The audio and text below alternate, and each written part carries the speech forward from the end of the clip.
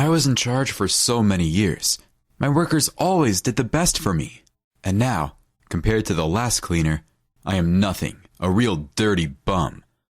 The 45-year-old man, dressed in wrinkled pants hanging on a bag and colorful jacket with a torn sleeve, thought wistfully about himself. The poor man wandered with his huge canvas bag, in which bottles clinked enticingly, along one of the city's central avenues. Of course, the vagabond's look was not uncommon.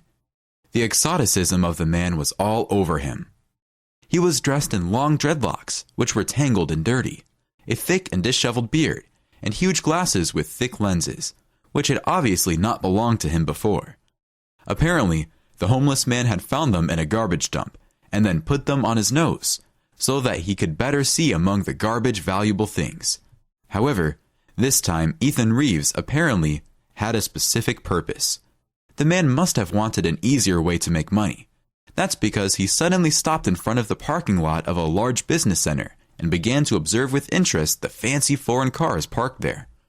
Of course, the owners of these cars were very wealthy people, and they certainly would not refuse a homeless man a piece of bread.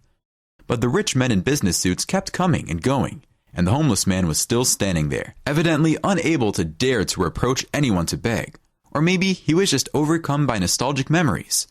After all, not long ago, he himself belonged to the numerous cohort of millionaires, but the circumstances of life forced the man to replace the snow-white shirt with a dirty trench coat from another person's shoulder. For an hour, the unfortunate man stood like that in the middle of the parking lot, and finally, he saw a slim, cane-like girl in a very beautiful but clearly inexpensive dress emerge from the office building. She headed toward her equally unimpressive car. At the same time, the tramp became animated and headed straight for her with a confident step. It looked funny, of course. So many people had passed by him, and clearly richer than this girl, and for some reason, he decided to get money out of her. Elizabeth was already getting into the car, when suddenly, a very colorful man appeared in front of her, like a leaf in front of the grass. And bowing theatrically, he said in a husky voice, "Young lady, give a poor half-blind vagrant a crust of bread, and with butter if possible. I haven't even had any food in my mouth since yesterday morning," he cried. Ethan expected that at best, the beautiful woman would ignore him, and at worst, send him away. But instead, Lisa looked at the homeless man with interest, and then took out of the bag steaming pizza, which she herself wanted to eat, and said, "If you are hungry, I always have a piece of bread. But the money in such cases I never give, because they spend it obviously not on something useful. However, you do not leave the impression of such people. By the way, I have a proposition for you." "What is it?" Ethan said with interest, eating his pizza with gusto while sitting on the curb. The man was clearly not expecting this course of events. "I opened a shelter for homeless animals, and I am just short of a responsible man there. I can't promise a lot of money, but you will be guaranteed good food and a roof over your head. I love animals very much. After all, we are responsible for them. But unfortunately, there are so many of them on the street now that it's hard to count. This morning, I, for example, picked up a little cat whose owner had thrown it from the 4th floor in front of me. Good thing the poor fellow was not hurt. The only thing is that I have to hide this hobby from my fiancé. He does not support my views. And as a child, he was attacked by an angry dog when he went into the neighbor's garden for plums. Since then, he can't stand pets," said the girl sadly. The homeless man even opened his mouth in surprise, almost choking on his pizza. "So, do you agree? Though I don't think so. After all, you vagabonds prefer a free life, and in one place you can hardly be kept, although you tell yourself very interesting stories about how you only dream of a past life. You want home warmth, coziness, and then when you get it all, you still go out on the street." "Oh, come on. I'm not one of those people. That's why I'm happy to take up your offer. Show me the work front," the homeless man said cheerfully, having finally finished his meal. In a minute, they were driving down a country highway toward the industrial area where the orphanage was located. Ethan was having a very sympathetic conversation with the kind girl, though he didn't really want to work for her after all. In an hour, he was already preparing a real surprise for her, and a very pleasant surprise, since the man went to the restroom even at the parking lot and made only one call from there. He had a profound philosophical conversation about the values of life, and how this is no way to behave. And in the meantime, it wasn't unpleasant for Elizaveta to drive in her car a bum, who, for some reason, didn't even have a characteristic smell, which, of course, the girl should have paid attention to. And the slightly peeling Ethan's mustache would not have been worth it. But she was too busy driving the car, and her dreams of expanding her orphanage even further in the near future. After all, the girl could not even imagine that the dirtbag sitting next to her from the street, her future father-in-law himself. In addition, he was as far from a homeless man as to the moon, because the man had a very impressive savings and could easily buy the entire business center near where he begged. But what had made the rich man do such a deed? Why he needed all this farce was still a mystery. Ethan himself did not know the answer. Just yesterday, he had returned from a business trip abroad, where he had signed another beneficial contract. So, he was in great spirits. Apparently, this was what drove the man to this adventure, because there is no other way to explain it. Ethan was about to go to bed after a relaxing bath with English salt, prepared by a caring maid, when suddenly, his son Blaze burst into the mansion with a large bag in his hands. He, unlike his father, was in a rather depressed mood. No salt would do him any good. The young man said from the doorway, "Father, I think that Lisa is cheating on me, and also contains his lover." And so sat the businessman. "Why such conclusions, son? In my opinion, Lisa is a very decent and modest girl. It is unlikely that she would cheat on you like that." The man tried to reassure Blaze, whom he had to raise alone because his wife had not survived childbirth. "I accidentally saw the messages on her phone, and there was a large payment. In addition, she is constantly hiding something from me, often disappearing somewhere, allegedly at meetings with friends." "And this is all your conclusions? Don't be ridiculous, Blaze. Elizabeth is a business person like you, so she is entitled to a large transfer, and the fact that she isn't home all the time, you're normally absent too." "No, Father. I feel there's something wrong here. She's hiding something from me, and you've got to help me expose her before the wedding." The young man continued his line. And then he told his father about his ingenious plan, saying that he had arranged with a friend from the theater studio to lend him a prop with which to turn his father into a homeless man. After that, he would go on a little scouting trip, and then he would expose Lisa to the truth. He had a good tongue. The man was almost stunned by such an offer, assuming that he was too old for such exploits, and his daughter-in-law would probably recognize him. "There's no better candidate than you, and to hire someone from the outside to take quarrels out of the house and to disseminate unnecessary gossip will be more expensive," convinced his son. "Lisa saw you only a few times, and you certainly know how to make a pity, so she will tell you everything outright." Ethan Reeves resisted for a long time, until he gave in under the insistence of his son. After all, he himself had already begun to wonder, maybe, indeed, not so innocent in the hands of his future relative. So in the morning, dressed in a new image for himself, the rich man went for a walk on the avenue. He looked condescendingly at the people, who were darting away as soon as they saw him. Even the police patrol winked his nostrils squeamishly at his appearance. There really is complete freedom of movement for the likes of him. The son was right. In the blink of an eye, Ethan had unraveled her terrible secret, which made them laugh out loud when he called Blaze from the restroom. Soon, Blaze was to present himself to his betrothed with 101 roses and a diamond ring to try to make amends in the process. After all, the girl was doing a truly good deed and was forced to hide it from her fiancé. Indeed, the young man was afraid of his four-legged friends. After all, one of his representatives had scared him badly. The only thing Blaze was fond of was his grandmother's pet, Mrs. Kelly Reeves, except that the pet died along with his grandmother when 6 months ago, a very strong mud flow came down from the mountains where they lived, after continuous heavy rains which washed away several houses in the upscale village. Among them was the house of her grandmother.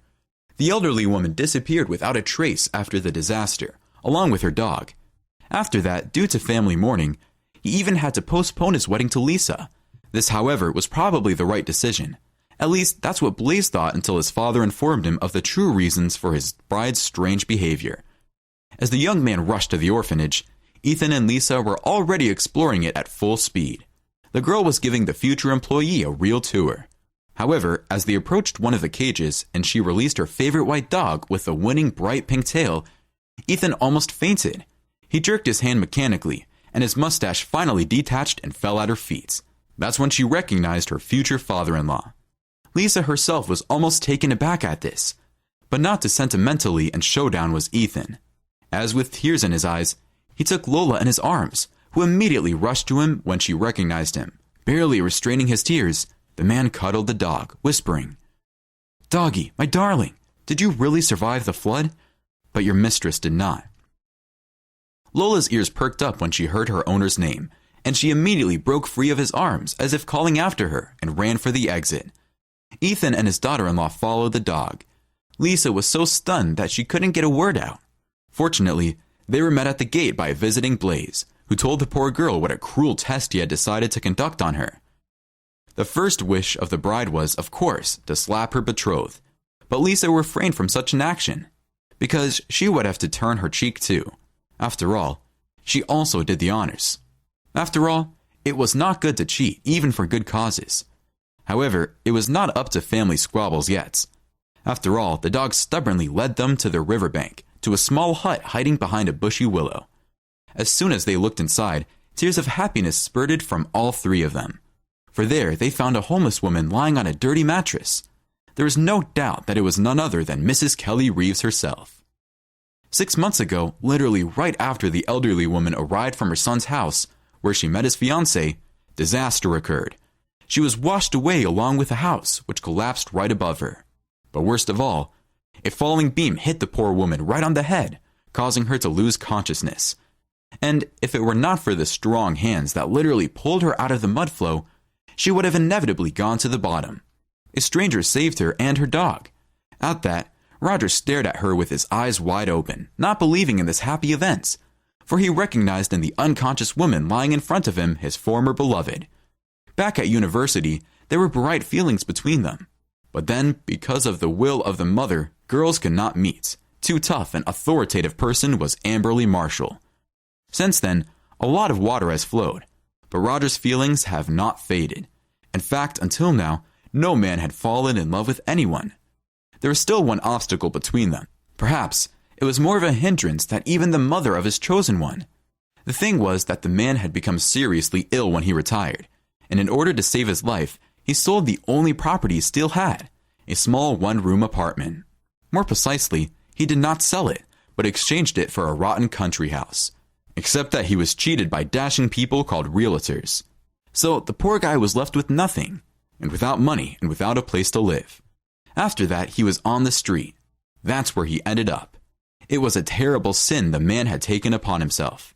After all, when Kelly regained consciousness and asked who she was and where she was, Roger realized that she had lost her memory. Immediately, he answered the woman that she was his wife and they were simple homeless people, living in a miserable shack of cardboard boxes. The woman believed him, for her feelings for him had not died out either, even though she had married an unloved man many years ago at her mother's will, and had given birth to a son. However, she did not have to live with him side by side for too long. One thing only surprised Kelly.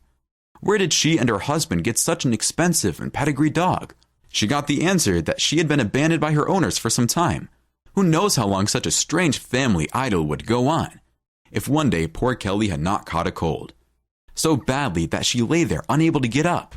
Roger left her in the morning and ran to the drugstore to buy Kelly medicine with the last of his pension money.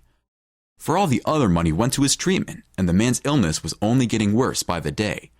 Many times he cursed himself for not telling the truth at once, and thus condemning his beloved to a miserable existence near him. At the same time, he would soon give up his own cards. Surely her relatives would look for her, and he did such a mean thing to them too. But Roger could not tell the truth. After all, then he would lose his beloved forever. So the man postponed his fateful day as best he could. In the meantime, it was as if Lola sensed that her mistress was not well, for she was beginning to have a terrible pneumonia. So the dog went to get help. Quite by chance, she ran into Elizabeth, who in a flash, putting her in the car, took her to the shelter. The dog had to wait almost a full day for an opportunity to escape, and she finally got it with the arrival of her owner's son.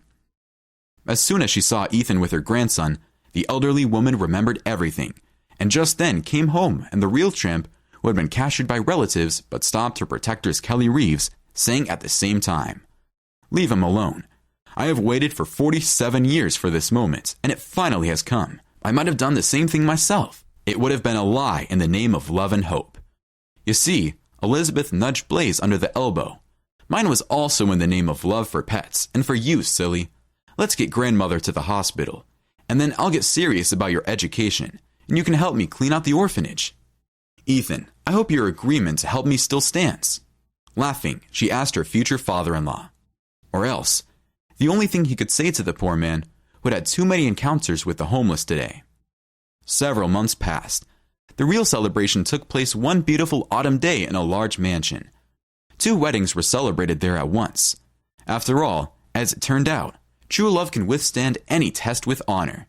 And what we had the opportunity to see, Lisa with Blaze, and even more so, Grandma Kelly along with Grandpa Roger, who was completely cured of his ailments. After all, he had saved his wife-to-be, and in return, she could not have done otherwise. Many more years of life were in store for both couples. Happiness was henceforth the rightful master of the family. Words can't describe how happy Lola was to be back in her pampered doggy habitat. All Ethan had to do was to find love. But it wasn't over either, and not least of all Lola. But that's a whole different story.